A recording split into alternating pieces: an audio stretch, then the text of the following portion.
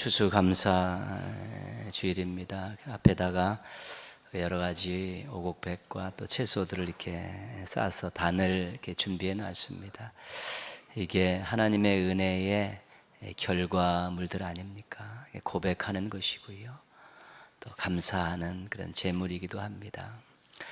교회 앞에 제단은 이렇게 풍성한데 여러분들의 마음의 제단에 얼마나 많은 하나님의 은혜의 결과물들이 있는지 모르겠습니다. 실은 마음에 있는 하나님이 베풀어 주신 은혜의 그 결과물들을 가지고 오늘 예배를 드리는 것이죠. 이런저런 다양한 은혜의 결과물들이 가슴 속에 있을 때 그것이 감사로 고백이 되어지고 감사로 찬양이 되어지고 또 감사로 하나님 앞에 올려드려지게 되는 것입니다. 금년도 안에 베풀어 주신 그 하나님의 은혜의 결과물들 우리 마음의 제단에 잘 쌓아 놓으시고 하나님 받으실 만한 최고의 우리 감사 예배 드리시고 앞으로도 감사하며 살아가는 우리 멋진 신앙인들 되시기를 주님의 이름으로 축복합니다. 우리가 햇살은 그 해가 쏟아지는 광선이죠. 이렇게 문을 열어놓으면 틈바구니로 들어오기도 하고요. 하늘 자체에서 구름 사이로 내려오기도 합니다. 그래서 햇살을 보면 따뜻한 느낌이 있습니다. 그래서 햇살에 들어가는 그런 표현들은 대부분 따뜻함과 소망을 주는 그런 언어들이 많습니다. 햇살을 가지고 쓴 두 편의 우리 감사시를 잠깐 소개해 드리겠습니다. 첫 번째 시는 우리 김선태 시인의 햇살 택배라는 시입니다. 겨우내 춥고 어두웠던 골방 창틈으로 누군가 인기척도 없이 따스한 선물을 밀어넣고 갔다. 햇살 택배다. 감사의 마음이 종일토록 눈부시다. 문틈으로 들어오는 햇살을 보면서 누군가 나에게 택배로 이 따뜻한 햇살을 보냈구나 그렇게 생각하면서 감사하면서 하루를 살았다는 것입니다. 두 번째 시는 정호송 시인의 햇살에게라는 시입니다. 이른 아침에 먼지를 볼 수 있게 해주셔서 감사합니다. 이제는 내가 먼지에 불과하다는 것을 알게 해주셔서 감사합니다. 그래도 먼지가 된 나를 하루 종일 찬란하게 비춰주셔서 감사합니다. 햇살이 이렇게 들어오면 먼지가 막 날아다니는 거 보이지 않습니까? 그러면서 나도 결국은 먼지 같은 인생인데 나 같은 먼지 같은 인생에 하루 종일 햇볕을 비춰주시고 햇살을 비춰주셔서 감사합니다. 그런 시입니다. 햇살을 보고 감사할 수 있다는 그 시인들의 그 감성이 아주 부럽습니다. 늘 보는 것인데요. 그 속에서 감사의 제목을 찾을 수 있다니 참 부럽기만 하고요. 늘 접하는 것을 무심코 지나지 않고 감사까지 나아갈 수 있는 그런 시인의 그 순수한 마음들이 부럽기만 한 것이지요. 우리 신앙인들도 감성이 이 정도가 되면 범사에 감사하신 하나님의 말씀에 순종하며 살 수 있게 될 것입니다. 일상에서도 작은 것에서도 감사를 발견할 수 있는 감성들이 여러분 속에서 생겨나기를 또 더 많아지기를 주님의 이름으로 부탁드리겠습니다. 오늘은 몇 가지 고백을 가지고 다양한 감사를 한번 찾아보려고 합니다. 저쪽에 붙여놨던 거 있죠. 맥주에서 추수까지 그때 4개의 감사를 오늘 잠깐 살펴보려고 합니다. 시편 116편 13절 말씀 우리가 잘 알고 있는 말씀이죠. 내게 주신 모든 은혜를 내가 여호와께 무엇으로 보답할까? 이게 짧은 고백이지만 이 속에는 엄청난 고백들이 들어 있습니다. 첫 번째 고백은 내가 하나님 앞에 너무 많은 은혜를 받았습니다. 두 번째 마음은요, 그래서 감사합니다. 세 번째는요, 어떻게 해서든지 보답하고 싶습니다. 이것이 짧은 내게 주신 모든 은혜를 내가 여호와께 무엇으로 보답할꼬. 이 마음속에, 이 말씀 속에 담겨 있는 그런 마음이죠. 나는 행복합니다. 너무 많은 은혜를 받았습니다. 이거 말로 다 할 수 없는 그런 감사한 내용입니다. 제가 부족하지만 어떻게 해서든지 조금이라도 하나님 앞에 보답하고 살고 싶습니다. 이 시인의 고백 속에 담겨 있는 마음입니다. 결초보은의 마음이죠. 풀을 엮어서라도 그 은혜를 보답하고자 하는 그 마음, 이것이 시편 116편 시인의 고백입니다. 은혜의 반대말이 무엇일까요? 은혜의 반대말, 안은혜, 그게 아니지 않습니까? 은혜의 반대말은 그냥 신앙적인 용어로 당연입니다. 당연. 은혜 받았습니다 라는 고백과 당연합니다 라는 고백은 서로 배치되는 것입니다. 은혜 받은 사람이 감사하는 것입니다. 당연하다고 생각하면 감사하지 않습니다. 은혜 받은 사람이 보답하고자 하는 마음이 생기는 것이고요. 당연하다고 생각하는 사람은 보답이라는 것은 절대로 생각할 수 없는 것입니다. 이 세상에서 가장 아름다운 영수증, 이런 짧은 글입니다. 어느 날 하나님께서 이르시되 햇빛도 무료, 공기도 무료, 사계절도 무료, 단비도 무료, 새들도 무료, 꽃들도 무료, 온 누리를 무료로 주노라. 우리가 엄청나게 많은 은혜 속에 살고 있다는 것입니다. 그런데 다 당연하게 생각하고, 내가 당연히 얻어야 되고 누려야 될 것으로 생각하지만 실은 그 모든 것들이 다 하나님께서 무료로 우리에게 베푸셨다는 것입니다. 그것을 깨달을 수 있을 때, 또 그런 것을 깨달을 수 있는 감성이 있을 때 우리도 정말로 여호와께서 내게 주신 모든 은혜를 내가 무엇으로 보답할까, 이런 마음을 가지고 살 수 있는 것입니다. 하나님이 엄청나게 쏟아부어 주신 이 은혜를 고백하면서 그러니까 감사하며 사시기를 바랍니다. 그러니까 감사, 이렇게 주셨으니까 감사, 그것입니다. 욥기 1장 21절에 나오는 욥의 고백입니다. 내가 모태에서 알몸으로 나왔사온즉 또한 알몸이 그리로 돌아가올지라. 주신 이도 여호와시요 거두신 이도 여호와시오니 여호와의 이름이 찬송을 받으실지니이다. 아멘. 자녀와 재산을 다 잃고 난 후에 했던 욥이 고백입니다. 알몸으로 온 인생인데 그동안 하나님께서 먹이시고 입혀주셔서 잘 살았다는 것입니다. 빈손으로 돌아갈 인생인데 여태껏 하나님이 베풀어 주신 것들로 잘 살았다는 것입니다. 하나님 것을 하나님이 주셨다가 하나님이 하나님 걸 다시 가져가셨는데 내가 무슨 할 말이 있냐는 것이죠. 그래도 그동안 잘 쓸 수 있도록 주신 것 찬송하고 감사할 뿐이라는 것입니다. 그게 욥의 고백입니다. 이거 가져가셨는데 하나님 것 아닙니까? 그동안 얼마 기간 동안이라도 제가 쓸 수 있게 해주셔서 감사합니다. 그런 하나님을 찬양합니다. 지금 이 고백을 하고 있는 것입니다. 무언가 잃고 감사할 수 있을 때 그 신앙은 하나님의 주권을 인정하는 신앙이어만 가능한 것입니다. 하나님이 주인이시다는, 모든 것이 하나님의 것이라는 하나님의 주권을 인정할 때 주시면 감사하고 또 가져가시면 당연하다, 불평 원망이 없는 것입니다. 하나님의 주권 신앙을 가지고 있어야만이 불평 원망을 줄일 수가 있는 것입니다.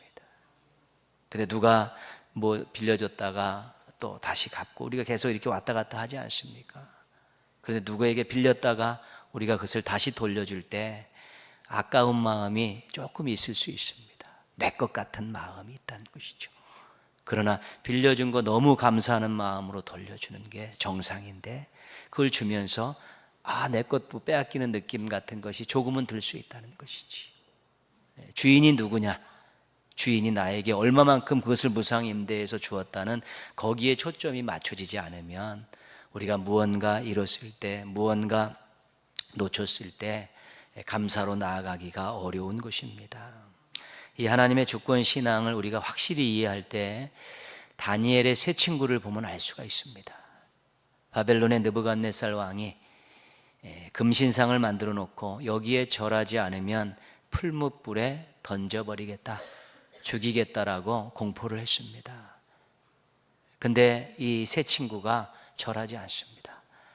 재능이 너무 아까워서 느부갓네살 왕이 불러다가 설득을 하죠.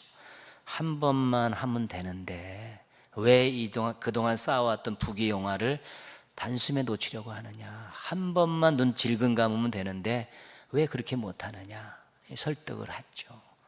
그때 이 다니엘의 세 친구가 이렇게 얘기합니다. 우리가 섬기는 하나님이 계시다면 우리를 풀무불 가운데서 능히 건져내시겠고 왕의 손에서도 건져내시리이다. 그렇게 하지 아니하실지라도 왕이여 우리가 왕의 신들을 섬기지도 아니하고 왕이 세우신 금신상에도 절하지도 아니할 줄을 아옵소서. 하나님은 우리의 왕이십니다. 우리는 하나님의 구원의 능력을 믿습니다. 그러나 하나님께서 우리를 구원해 주시지 않는다고 하나님이 우리의 왕이 아니신 것이 아닙니다. 구원해 주시지 않아도 하나님은 우리의 왕이십니다. 우리는 하나님의 은혜로 살아왔고 앞으로도 하나님 없이는 살 수 없습니다. 어떻게 되든지 그럼에도 감사할 뿐입니다.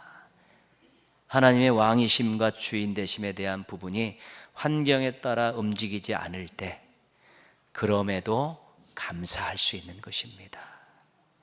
하나님의 왕 되심에 대한 신앙, 주인 되심의 신앙 확실하게 말뚝 박으시고 앞으로 조금 손해나는 일이 있더라도 그럼에도 감사하며 사시기를 주님의 이름으로 부탁드리겠습니다. 고린도전서 15장 10절에 나오는 사도 바울의 고백입니다. 그러나 내가 나된 것은 하나님의 은혜로 된 것이니 내게 주신 그의 은혜가 헛되지 아니하여 내가 모든 사도보다 더 많이 수고하였으나 내가 한 것이 아니요 오직 나와 함께 하신 하나님의 은혜로다. 아멘. 사도 바울이 하나님의 은혜로 회심을 했습니다. 예수님을 만났죠. 그리고 사도로 부르심을 받았습니다. 그 이후에 나머지 인생을 다 복음 전하는 데 사용했습니다. 사도행전은 우리가 13장부터 28장까지가 사도 바울의 그 전도 여행에 대한 내용들입니다. 열심히 누구보다도 열심히 복음 사역에 수고했습니다. 그런데 열심히 복음을 전하는데 꼬리표처럼 따라다니던 것이 한 가지가 있었는데 그것이 뭐냐면 고난이었습니다. 복음을 더 열심히 전하면 전할수록 거센 반발들이 일어나니까 고난이 심한 것입니다. 죽을 뻔도 여러 번 하지 않았습니까? 근데 사도 바울이 지금 뭐라고 고백하냐면 내가 복음을 위해서 수고하고 또 그래서 고난이 많이 따라오는데 그런데 감사합니다. 하나님의 은혜입니다. 그렇게 고백을 하는 것이죠. 수고도 많이 하고 그랬 때문에 고난도 많이 당하는데 수고할수록 사역에 매진할수록 고난은 더 많아지는데도 감사합니다. 그러는 것이죠. 왜 그런가 하면 그럴 때 자신의 부끄러운 과거를 잊고 살 수가 있었던 것입니다. 또 그렇게 할 때 자기를 회심시켜 주시고 자기를 사도로 세우신 하나님의 은혜에 조금이나마 보답할 수 있었다는 것입니다. 하나님, 제가 이 사도로서 복음을 전하면서 많은 고난을 당하는데 제 부끄러운 과거를 생각나지 않게 해주셔서 감사합니다. 그리고 그 크신 은혜를 베풀어 주신 하나님께 조금이나마 보답할 수 있는 기회를 주셔서 감사합니다. 더 많이 일을 할수록 더 많이 고난을 당할수록 저는 감사할 뿐입니다. 왜요? 하나님의 은혜에 조금이나마 더 보답할 수 있기 때문에 그렇습니다. 그리고 제가 그 사역을 감당하면서 또 한 영혼이라도 다시 하나님 앞에 돌아오는 그 열매까지 주시니 더더욱 감사합니다. 그런 고백을 하고 있는 것입니다. 수고할수록 고난이 더 깊어질수록 감사하는 그런 사도 바울의 고백을 우리가 같이 보고 있는 것입니다. 흔한 이야기는 아닙니다. 이것은 흔한 이야기는 아닌데 간증을 통해서 보았던 내용입니다. 말기암으로 마지막 시간을 보내고 있는 환자분이 계셨습니다. 말할 수 없는 고통이 계속 이어지고 또 날이 갈수록 더 깊어지죠. 그런데 이분이 그때마다 감사하는 것입니다. 아니, 그렇게 힘든 고통 속에서 또 죽음이 임박한 상황 속에서 어떻게 이렇게 감사할 수 있습니까? 그분은 두 가지로 이야기합니다. 고통이 심할수록 예수님의 십자가 고통의 정도를 알게 되어 감사합니다.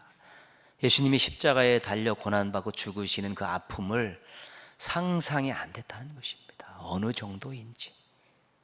그런데 자기가 투병하면서 당하는 그 고통 속에서, 그 깊어지면서 예수님은 이 고통보다도 더 심한 고통을 당하셨다는 것을 알게 돼서 감사하다는 것이죠. 왜요? 주님을 더 사랑하게 되니까, 주님을 더 사모하게 되니까 그렇다는 것입니다. 또 한 가지는요, 고통이 커지고 깊어질수록 천국에 갈 날이 가까우니 감사합니다. 쉽지 않은 것이죠. 본인이 본인의 일생이 다 가고 있다는 걸 알고 있는데, 고통이 심해지는데, 내 고통이 심하면 심할수록 내가 천국에 가까워지는 것, 그 믿음이 있기에 감사합니다. 이렇게 고백하는 것이죠. 원하지도 않는 일, 감당하기 어려운 일이 반복되고 계속될 때 감사를 찾기란 쉽지 않습니다. 그러나 그런 신앙도 있습니다. 좋지 않은 상황의 연속 속에서도 그럴수록 감사할 수 있는 믿음을 달라고 기도해야 되는 것입니다. 정말 어려움이 더 깊어지는데, 또 흑암이 더 깊어지는데, 그 속에서 정말 하나님의 손길과 하나님의 여러 가지 많은 은혜들을 다시 한번 기억하며 주님을 더 의지하고 주님을 더 사랑할 수 있다면 그럴수록 감사할 수 있다는 것입니다. 세 번째, 그럴수록 감사. 이것은 우리가 기도하고 노력해야 될 아주 중요한 감사 내용입니다. 꼭 기도하셔서 이루시기를 축복합니다. 오늘 우리가 읽었던 말씀이 들어있는 시편 69편은 다윗이 쓴 시입니다. 근데 내용이 탄식, 간구, 뒷부분에 찬양, 이렇게 세 부분으로 나눠집니다. 그러니까 다윗이 자신이 깊은 수렁과 물에 빠져 있다고 하나님께 호소합니다. 제 스스로 나올 수 없는 그 밑빠진 웅덩이와 같은 곳에서 막 머리 위로 파도가 치는 그런 깊은 물 속에 제가 빠져 있습니다. 그렇게 고백하고 있습니다. 이유 없이 자신을 미워하는 자가 많은 상황을 그렇게 표현한 것입니다. 대적하는 자들, 비방하는 자들, 자신을 못살게 구는 사람들이 디글디글하다는 것입니다. 그래서 수치와 모욕을 당하고 조롱과 핍박을 당하고 비방을 듣는 일들이 비일비재하다고, 그렇게 지금 하나님 앞에 하소연하고 있는 것입니다. 그러면서 깊은 수렁과 물에서 구원해 달라고 간구하고 조롱과 치욕에서 벗어나게 해달라고 기도하고 있는 것입니다. 이 와중에서 멋진 반응을 보이고 있죠. 30절 말씀입니다. 같이 읽습니다. 내가 노래로 하나님의 이름을 찬송하며 감사함으로 하나님을 위대하시다 하리니. 아멘. 우리가 이 30절 말씀만 처음에 여러분 딱 읽었을 때요, 야, 이분이 하나님 앞에 엄청나게 많은 은혜를 받고 참으로 행복한 가운데 올려드렸던 고백이 아닐까, 그런 생각을 순간적으로 할 수 있는 것이죠. 그러나 그렇지 않습니다.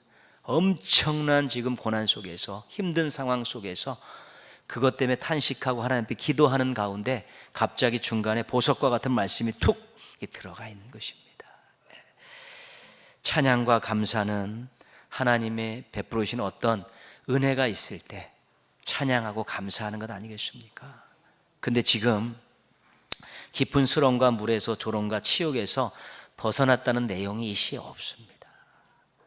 그 중간에, 엄청나게 힘든 중간에, 말할 수 없이 감당하기 힘든 그러한 일들에 대해서 하나님 앞에 간절히 기도하는 가운데 툭 터져나온 그런 고백입니다.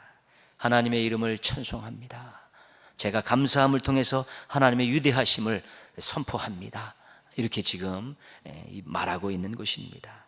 결과를 가지고 찬양하고 감사하는 것이 아니라 약속을 믿고 찬송하고 감사하고 있는 것입니다. 자신의 신앙으로 찬양하고 감사하는데 무언가를 주셨기 때문에, 이루어 주셨기 때문에, 해결해 주셨기 때문에 찬양 감사를 하는 것이 아니라 앞으로 해결해 주실 것을 믿고 찬양하고 감사하는 것입니다. 그것이 오늘 시에 나오는 중요한 것이죠. 다윗에게는 신앙적인 확신이 있었습니다. 주님을 찾으면, 주님을 의지하면, 주님께 구하면 반드시 응답해 주시고 역사해 주실 것이라는 확신이 있었던 것입니다. 그렇지 않습니까? 믿음은 바라는 것들의 실상이다. 보이지 않는 것들의 증거라는 말이 무슨 말입니까? 아직 이루어지지 않았는데 하나님께서 이 앞에 이루어 주신다는 것을 100% 신뢰하는 것입니다. 그게 믿음이라는 것이죠. 하나님의 신실하심과 하나님의 능력을 확실하게 무한 신뢰하게 되면 자신이 기도한 것들, 또 바라는 것들을 하나님께서 일정 부분 앞에서 반드시 이루어 주실 것이라는 것이 확신이 돼야만이 미리 그것까지 감사하고 찬송할 수 있는 것인데, 다윗이 지금 그런 것입니다. 하나님의 신실하심과 능력에 대한 무한 신뢰가 중요합니다. 그래야 우리가 앞으로 이루어질 것에 대해서도 감사하고 찬송할 수 있는 것이지요. 이런 찬양과 감사의 가치를 31절에서 말하고 있습니다. 같이 읽겠습니다. 31절입니다.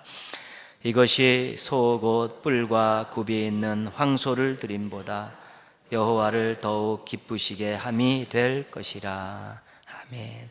구약의 제사에서 최고의 제물은 소입니다. 소, 황소. 소, 양, 염소, 비둘기, 곡식가루, 이렇게 그 사람의 경제 상황에 따라서 또한 제사의 종류에 따라서 드리게 되어 있는데 소가 가장 귀한 제물이죠. 근데 정말로 하나님의 능력과 신실하심을 무한 신뢰하면서 아직까지 일어나지 않은 일들에 대해서 감사하고 찬송하는 것이 구약의 황소로 제사를 드리는 것보다 하나님을 더욱 기쁘시게 한다는 것입니다. 하나님을 무진장 기쁘시게 해드리는 거라는 것이죠. 왜 그렇습니까? 하나님의 약속을 진짜로 믿기 때문입니다. 하나님의 능력을 정말로 믿기 때문에 그렇습니다. 히브리서 11장 6절, 믿음이 없이는 하나님을 기쁘시게 할 수 없나니.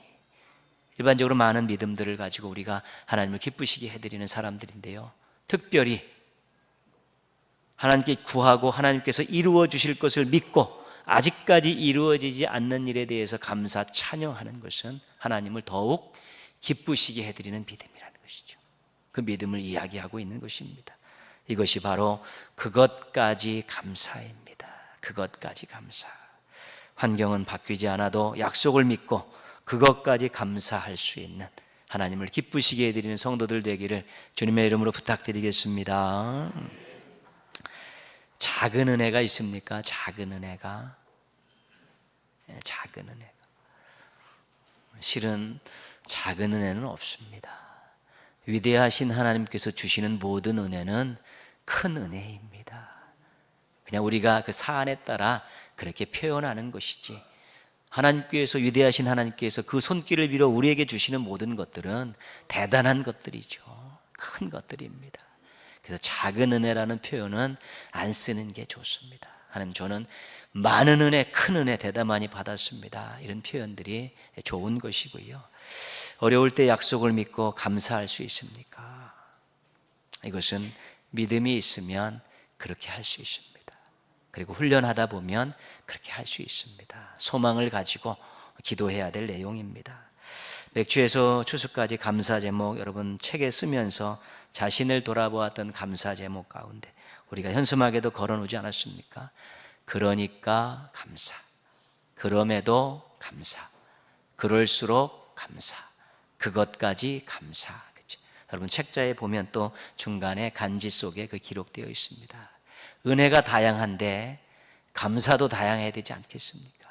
찬양도 다양하지 않겠습니까? 하나님의 은혜를 다양하게 우리에게 주시는데 우리의 감사도 좀 다양하게 올려드릴 수 있으면 얼마나 기뻐하시겠습니까? 추수감사절을 기점으로 하나님이 베푸신 다양한 은혜들을 또 더 많이 받으시고 또 다양한 감사를 하나님 앞에 올려드릴 수 있다면 우리는 행복한 신앙인들 될 수 있고요, 하나님을 기쁘시게 하는 인생이 가장 행복한 인생이고 하나님이 책임져 주시는 인생이기 때문에 앞으로 얼마든지 소망을 가지고 살아가셔도 괜찮은 것입니다. 다양하고 성숙한 감사로 하나님을 더욱더욱 기쁘시게 해드리는 감사쟁이들 되시기를 주님의 이름으로 축원합니다. 아멘.